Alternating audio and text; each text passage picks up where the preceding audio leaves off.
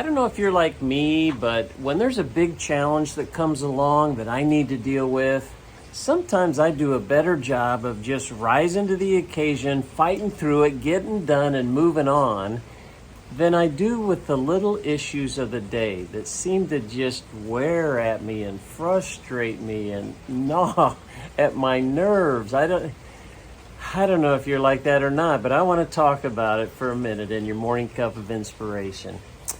Yeah, sometimes it's the little things that get to us, isn't it? It's the little things, it's the something somebody said or the frustrations that just kind of nag and hang at us, things that we have to do that we couldn't get done, or the frustration of not being able to get it done for whatever reason, and things just wear us down.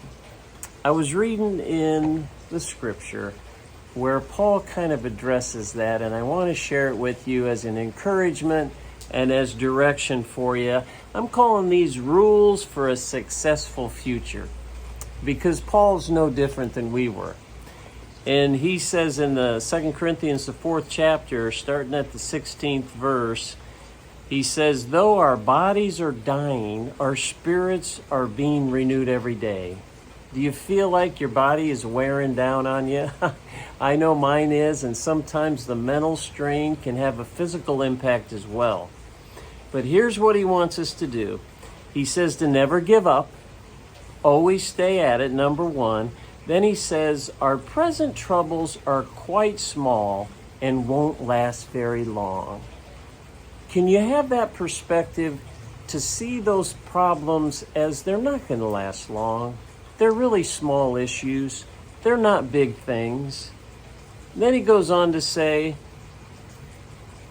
and they won't last long, yet they produce for us an immeasurable great glory that will last forever. So here it is. Don't look at the troubles that we see right now. Let's climb up to 30,000 feet and look down on our situation. But look forward to what we have not seen. We need to shift our perspective from earthly to eternal. We need to look at the future. We need to look at the big picture as to where God's taking us and his renewing of our spirit daily and the joy that he gives us, and focus on that rather than the little problems that we see every day.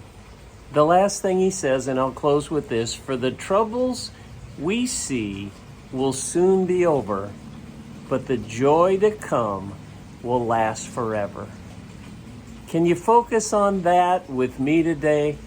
Focus on the joy that's going to last forever.